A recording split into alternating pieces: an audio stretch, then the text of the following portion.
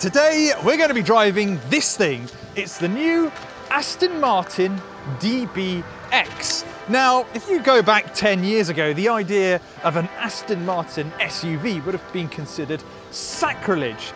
But the company has fallen on some hard times lately in the financial sense, and it's hoping that the DBX will work a little bit like the Porsche Cayenne did and essentially save the company.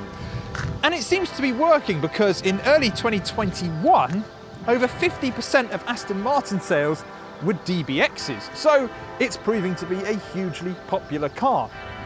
What's all the hype about? Well, today we're going to find out. But before I get into the review, remember to hit the like button and subscribe for more awesome videos just like this one.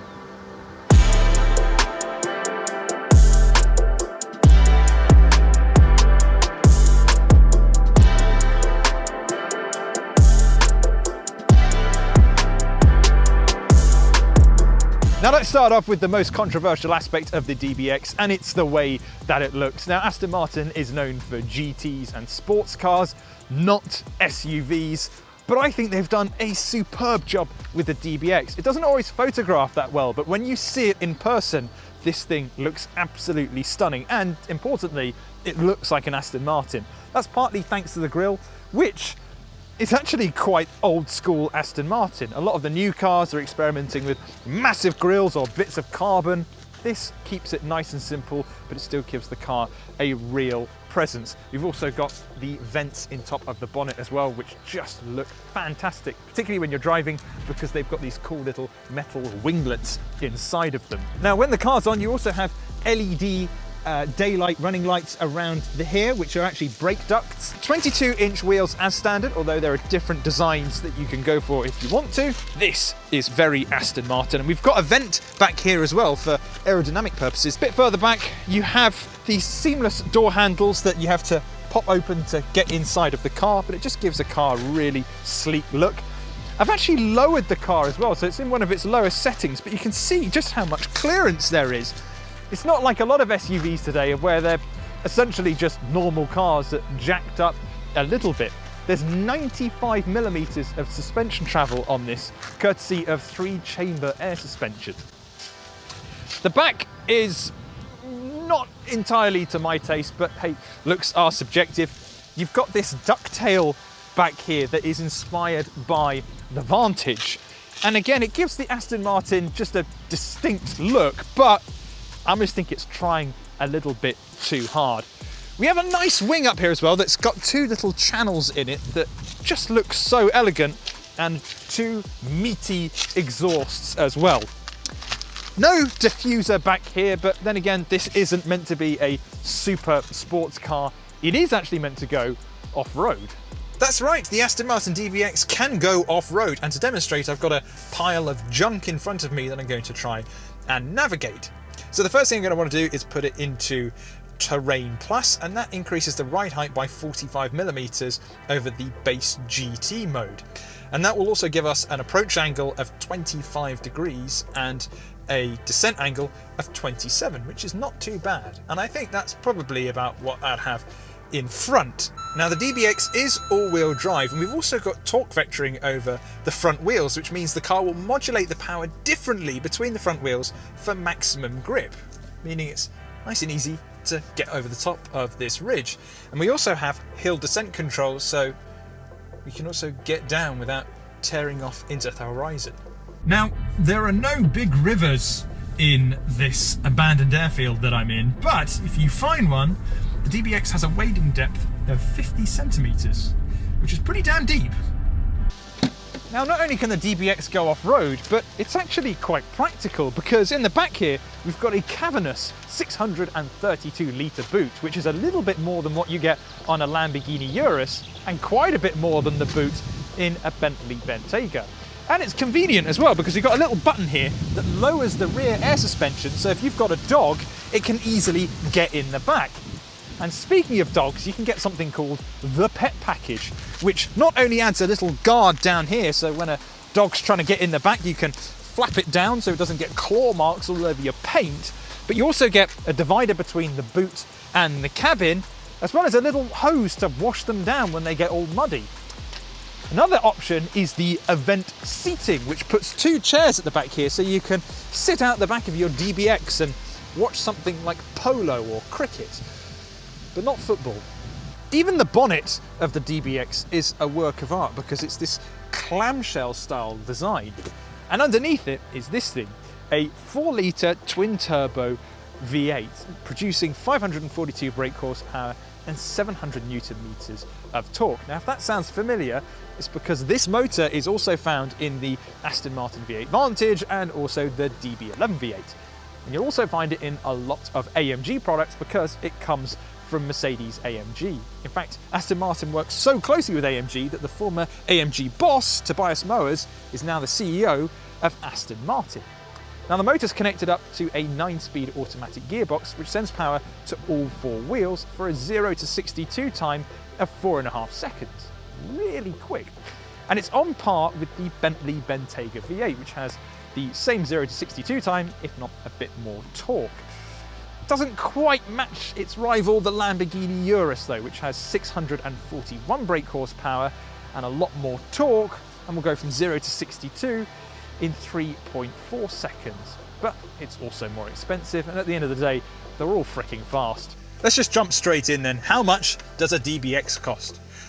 Well, on paper, you're looking at £158,000, which puts it just above the Bentley Bentayga V8 and just below the Lamborghini Urus. But in reality, it's a little bit more complicated than that, because that's assuming that you order your DBX with no optional extras, and there are many options to choose from when buying a DBX.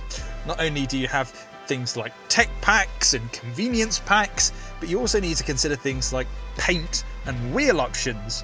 And there's also something that Aston Martin offers, which are kind of options by Q, which is its special operations team. So if you want special colour options or special trim levels, then you're going to be forking out some serious money for your DBX. While the DBX is quite expensive, it really does feel like a properly expensive product, because not only is there leather everywhere, it's a really high quality leather. We've got this gorgeous leather steering wheel, and it looks so much nicer than the wheel that you get on some of Aston Martin's sports cars, which are kind of squared off. This is a typical round wheel, and it looks and feels spectacular.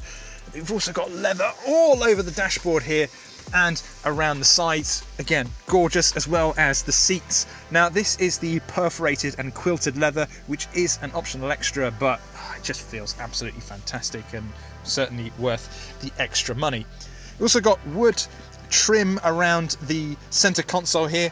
Now, it does feel a little bit wobbly at the sides, and there is a pretty big panel gap down here, but you're nitpicking really, because overall the fit and finish in this car is absolutely sublime. The biggest problem I have is this kind of mess down here, where you've got a touchpad to control the infotainment screen and a dial to control the infotainment screen. So if you're driving along and want to rest your hand here and use the dial, you might find yourself activating the touchpad instead, and a lot of the time they do exactly the same thing.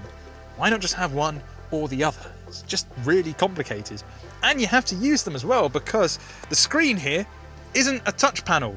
It's all controlled through a physical dial, which makes sense when you're on the road, because it is easier to use a dial when on the road than keep looking and leaning over to use your screen. But when I'm stood still, I can't move the screen at all with my fingers. I have to use this, which feels a little bit prehistoric, as does the software on here. It's actually an old Merc system that's been reworked to look like an Aston Martin.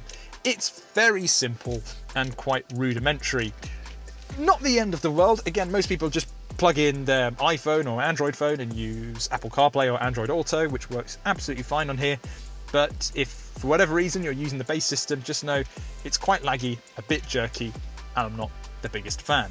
Last little gripe I want to touch on is the start-stop button being up here on the top of the dashboard, along with the drive selectors. Now, it's nice when you get in the car for the first time, but when you just want to get in and drive, it's a pain to just keep leaning over to the top here. I just want to switch between park and drive and reverse. Down here, it'd be much more simple. Anyway, nagging over. You have a really nice digital instrument cluster ahead of you that it's nice and simple. It's not overly complicated, but it's nice and crisp at the same time, and it does genuinely feel like an Aston Martin. You don't need to have analog dials to feel like you're in a premium car. And also the seating position is just fantastic. Now, the DBX is built on its own bespoke platform, and Aston Martin claims that it's actually a class leader for interior space. And I can kind of feel that up here in the front, because I feel like I've got so much room, loads of headroom, great visibility, and overall it just feels like a really lovely place to be. Just a few more things to touch on. We've got a place to store your phone underneath the centre console, which is really sleek, although there's nowhere actually to plug it in down there, which is a little bit odd, and it's not a wireless charger either. If you want to charge up, you need to open the armrest, and we've got a couple of regular USB slots down there, a 12-volt charger, and also an SD card reader as well. And with storage, a couple of cup holders here. They're decent size, will handle pretty much any cup that you put in there. You've also got a key holder down here as well, which is really neatly integrated, and there's also a cup holder in the door. I think these might be the best rear seats I've ever been in, because they are so ridiculously comfortable, and this leather is astonishing. It's so smooth and soft, and I just think if I was being chauffeured around, I would fall asleep in the back here within an instant. It is a wonderful place to be. Loads of legroom, loads of headroom, even though we've got a panoramic roof. Oh my God, even the leather on the headlining is just superb. What a gorgeous place to be back here. Got a little bit of storage behind the driver's seat as well, so if you want to put a magazine or a newspaper while you're being chauffeured around, you can do. And you can also have it at the perfect temperature as well, because you've got your own climate controls. And if you're running low on juice, you've got a couple of USB ports back here too. But overall, the DBS really is a fantastic place to be in the back.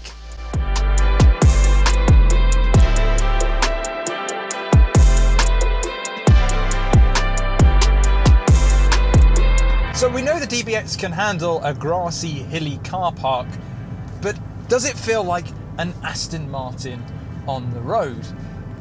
Yes, it absolutely does. There are different driving modes that we've got in here. We've already covered Terrain Plus. There's also Terrain as well, which raises the ride height a little bit, but not quite as much as what you get on Terrain Plus.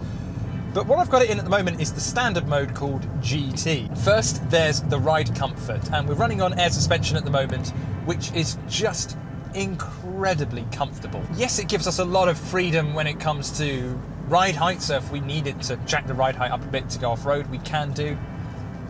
But it is also really good at just getting rid of any bumps in the road. It just feels like a really lovely car to drive, even on terrible roads. And you know that horrible bang sound that you get when you drive over a rut in the road? Well, on a DBX, it's pretty much silenced. Of course, a good GT in 2021 has got to have some decent driverless tech. And in here, you've got the standard stuff like lane keep assistance and also adaptive cruise control. So I'm doing 70 at the moment. There's a lorry coming up in front of me, and I know that if I get too close, the car will start slowing down, which is what we're doing at the moment. It just means that you can churn through miles on a French motorway down to Monaco without having to worry about ploughing into the back of anybody. Now, the DBX may be ultra comfortable in GT mode, but when I shove it in sport, the V8 starts to really sing. God, this is great in the corners, but I'll get onto that in a minute. So much grip. Just a gorgeous sound. And it feels like just the right amount of power. Again, something like a Lamborghini Urus, well over 600 horsepower, but in here with our 542, it just feels like the perfect amount, because you never get that horrible shove when you put your foot down. It just feels like it's got endless power and endless torque without being uncomfortable, and that's exactly what you want from a GT. You want it to be fast, but you also want to be laid back at the same time. Another thing that is just hugely impressive with the drive of the DBX is just the way it steers. I mean, this is a 2.2 ton car, but it handles like a sports car. And I'm not trying to be hyperbolic there. I really am so surprised of how fantastic this is to drive. And that's partly because we've got an active anti-roll system that's powered by a 48 volt hybrid system. And what that does is it keeps the car ultra flat in the corners. So even with all that weight, you're not leaning over that much. Yes, there's a small amount of lean, but nothing really compared to its rivals. It just feels razor sharp. So I've got a lot of good things to say about the DBX. What am I not too keen on? I would say essentially it kind of comes down to nitpicking, really. First of all, MPG isn't great. You're looking at about 20. With a mix of motorway and town driving, you're looking at around about 20 MPG. You might be able to eke out a little bit more if you're just sticking to the motorway, but not much. Other things I'm not a fan of, the gearbox can be a little bit dim-witted. It can sometimes hold on to gears longer than I would like it to. So, which is probably not great for fuel economy either.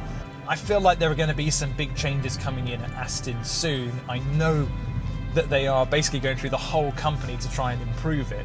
And I think we could see that on a facelifted DBX, at least with an improvement on interior tech, because that's kind of what lets it down. You're driving a car that costs close to £160,000. It's going to cost you more when you add some add-ons on, but as soon as you start using the tech, it all kind of falls apart, really. So once they get that upgraded, maybe improve some of the build quality here and there, this DBX, fantastic. It's one of the best performance SUVs you can buy. It really is superb. So that's it on the DBX. It is a sports SUV that does a super job of not only being a grand tourer, but yes, it can go off-road. Not that I think many DBX owners will be doing that. If the price seems a little bit steep now, maybe you might be able to pick up a deal online.